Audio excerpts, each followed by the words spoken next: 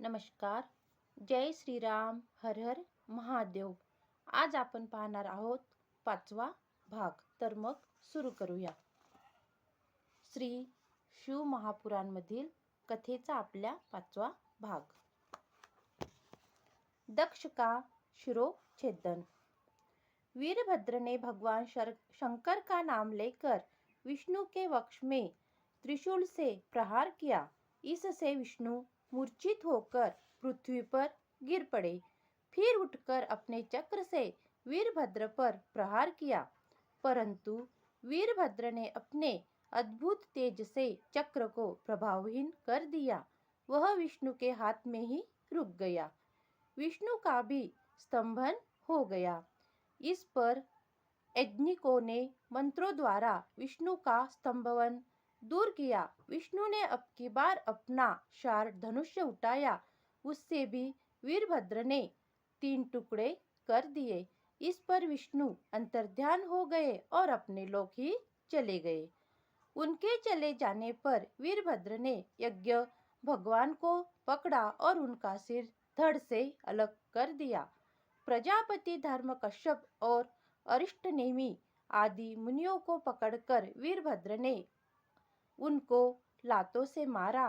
सरस्वती जी की उसने अपने नाखूनों से नाक काट डाली तथा अन्य सभी देवताओं को पटक पटक कर मार डाला. मणिभद्र नामक प्रतापी गणों ने भृगु की छाती पर पैर रखकर उनकी दाढ़ी उखाड़ ली. पुषों के दांत चंड नामक गण ने उखाड़ लिए क्योंकि वे हंस पड़े थे. यज्ञ में मलमूत्र की वर्षा करके उसे भ्रष्ट कर दिया. दक्ष डरकर यज्ञ की वेदी के अंदर घुस गया.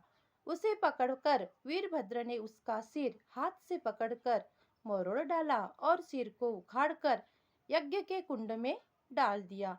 यह सब कार्य करके वीरभद्र कैलाश पर पहुंचा और शिवजी को प्रणाम किया. शिवजी ने प्रसन्न होकर उसे अपने गणों का नायक बना दिया.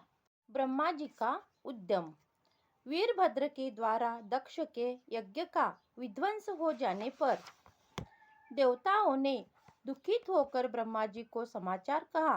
ब्रह्मा जी ने कहा, देवताओं का दुख कैसे दूर करूं कि दक्ष भी जीवित हो जाए और उसका यज्ञ भी संपन्न हो जाए. इसके बाद ब्रह्मा जी विष्णु लोक में जाकर विष्णु जी की स्तुति करने लगे. विष्णु जी ने ब्रह्मा जी से कहा कि दक्ष ने अपराध किया है क्योंकि उसने यज्ञ में शिवजी का भाग नहीं निकाला. हम सब देवता भी शिवजी के अपराधी है क्योंकि हमने भी बिना शिवजी के उसमें भाग लिया. अतः विष्णु जी बोले, आप सब लोग शिवजी की शरण में जाओ, नहीं तो प्रलय हो जाएगी. फिर हम सब विष्णु भगवान को साथ लेकर कैलाश पर गए और वहां एक विशाल वट वृक्ष के नीचे शिवजी को बैठ देखकर उन्हें नमस्कार किया और उनकी स्तुति करने लगे. हे दया सिंधु, हे परमेश्वर, आपकी कृपा के बिना हम नष्ट भ्रष्ट हो गए हैं. हे भगवान शंकर जी, हमारी रक्षा कीजिए, हमारी विपत्तियों से रक्षा कीजिए. हे स्वामी, प्रसन्न होकर दक्ष के यज्ञ को पूर्ण करने की कृपा कीजिए. हम सब लोग इस यज्ञ में आपका भाग अवश्य निकालेंगे. हे स्वामी, इस यज्ञ को हम फिर से करना चाहते हैं. इस प्रकार बार बार विनती करके ब्रह्मा और विष्णु शिवजी के चरणों में गिर पड़े. शिव कृपा से दक्ष का जीवित होना. देवताओं की स्तुति से शिवजी प्रसन्न हो गए. उन्होंने कहा, हे देवताओं, मैं तुम्हें क्षमा करता हूँ. जहाँ तक दक्ष के यज्ञ का प्रश्न है उसे मैंने विध्वंस नहीं किया, अपितु उसके कर्म से ऐसा संभव हुआ है. जो दूसरों का बुरा सोचता है उसका स्वयं ही बुरा हो जाता है. दक्ष के यज्ञ का सिर है, अब उसका सिर बकरे जैसा होगा. भृगु सूर्य के नेत्रों में यज्ञ का निरीक्षण करेंगे. पुष्पा के टूटे दांत जुड़ जाएंगे. भृगु की दाढ़ी बकरे की तरह होगी. मेरे गणों के द्वारा मारे गए सभी देवताओं के साथ शिवजी उस स्थान पर गए जहाँ दक्ष का निर्जीव शरीर पड़ा था। दक्ष के शरीर में बकरे का सिर लगाकर उसे जीवित कर दिया। दक्ष ने उठकर प्रसन्न चित्त से भगवान शंकर का अभिवादन और स्तुति की। दक्ष की स्तुति से भगवान शंकर प्रकट हो गए। ब्रह्मा जी बोले, इसके बाद मैंने और भगवान विष्णु ने एवं इंद्रादिक लोकपालों ने भगवान शंकर की स्तुति की। सबके द्वारा की गई स्तुतियों से प्रसन्न होकर भगवान शिव ने दक्ष से कहा, हे दक्ष, तू मुझे परमेश्वर मानकर ज्ञान परायण होकर कर्म करो। तुम यह बात समझ लो कि मैं ही समस्त संसार का एकमात्र सृष्टा हूँ। विष्णु भक्त को मेरी निंदा नहीं करनी चाहिए। मेरा भक्त भी विष्णु की निंदा न करे। यदि कोई ऐसा करेगा तो दोनों के श्राप से तत्व को प्राप्त नहीं करेगा। दक्ष प्रसन्नता पूर्वक शिवजी के नाम का जप करने लगा। सब देवताओं ने विष्णु जी की स्तुति की। दक्ष ने विधि पूर्वक यज्ञ का समर्पण किया। विविध प्रकार के दान दक्षिणा दिए गए। शिव जी सहित सब देवताओं को यज्ञ का भाग दिया गया। यज्ञ की समाप्ति पर सब देवता शंकर भगवान का गुणगान करते हुए अपने अपने स्थानों को पधार गए। शिव जी भी अपने गणों के साथ कैलाश चले गए। रुद्र संहिता पार्वती खंड चतुर्थ खंड हिमालय का विवाह, ये भाग आज हम देखने वाले हैं। हिमालय का विवाह।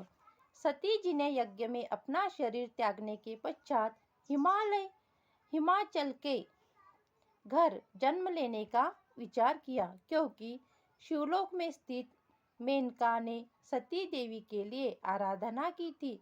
इस कारण सती मैना की पुत्री बनी।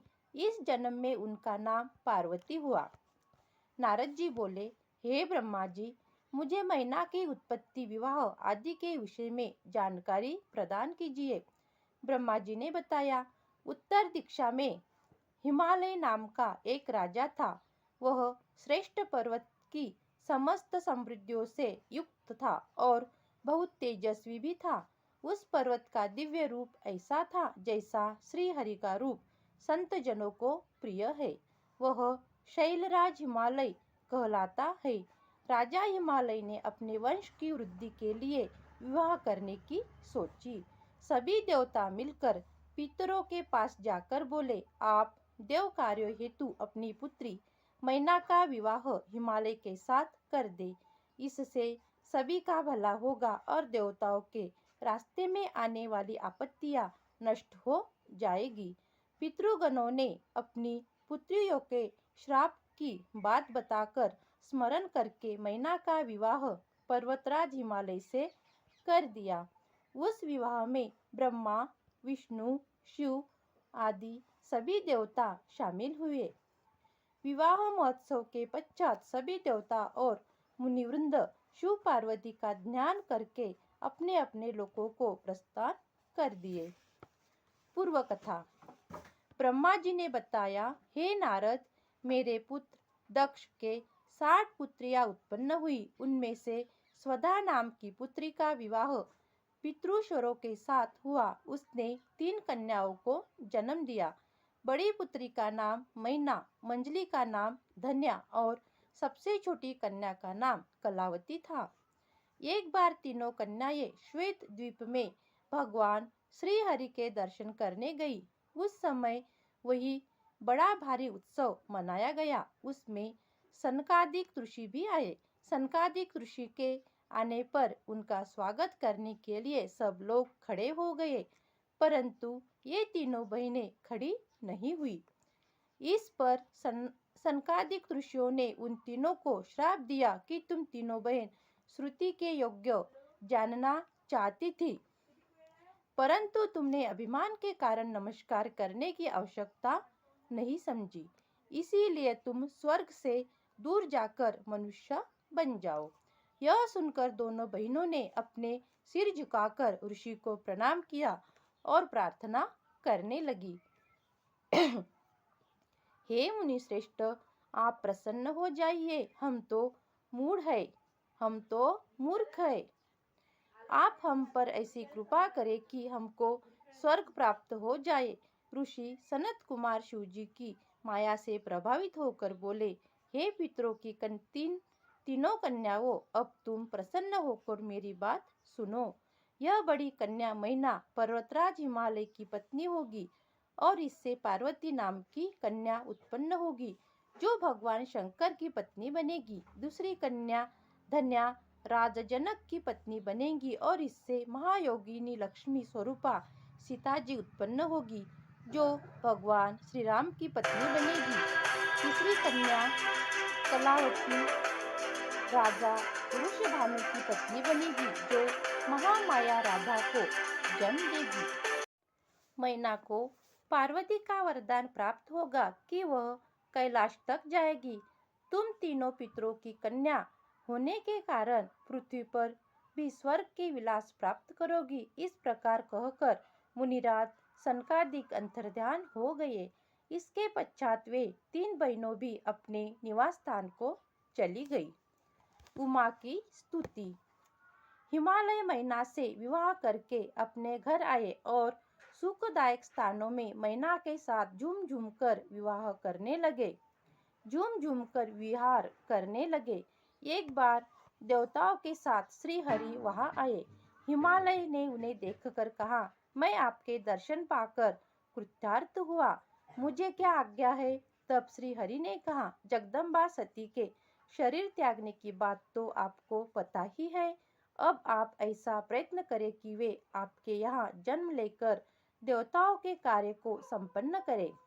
श्री हरि के ऐसा कहने पर हिमालय ने कहा, आपकी आज्ञा शिरोधार्य है। सभी देवता शंकर भगवान की पत्नी उमा की स्तुति करने लगे।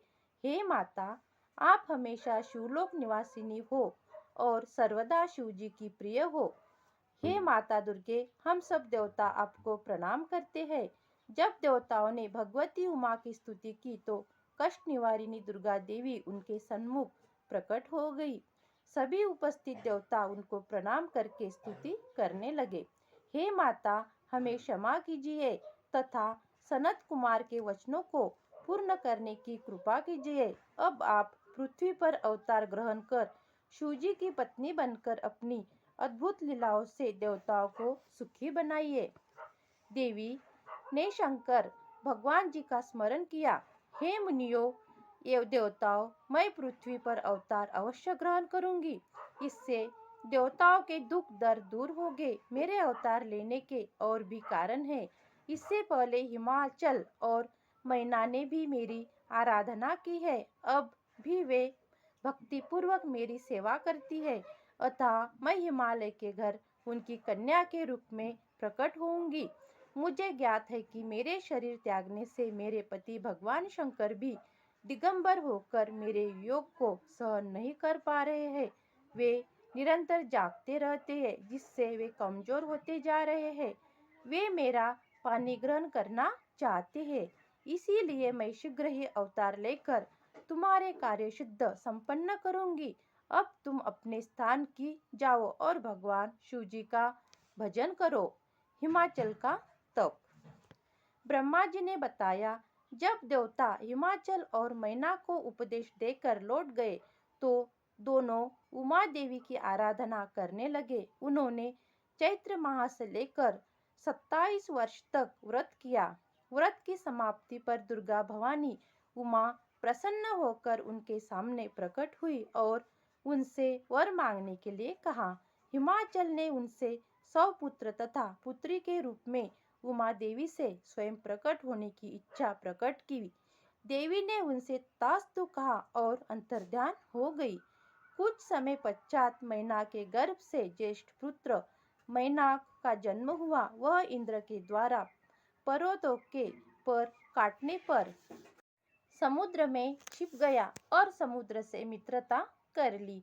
हिमाचल तथा मैना दोनों ही देवी उमा और भगवान शिव के ध्यान में लगे रहते थे। उत्तम समय पर मैना रानी ने गर्भ धारण किया और समय आने पर सती प्रकट हुई। उमा भी कन्या के रूप में प्रकट होकर सांसारिक जीव की तरह रुदन करने लगी। कन्या के रुदन को सुनकर सब प्रफुल्लित हो गए। उनका नामकरण संस्कार हुआ तथा अनेक प्रकार के दान आदि वितरित किए गए। देवी जगदम्बा भी नाना प्रकार की क्रीड़ाएं करने लगी और युवती बन गई। एक दिन भगवान शिव जी की प्रेरणा से हिमाचल के घर आए।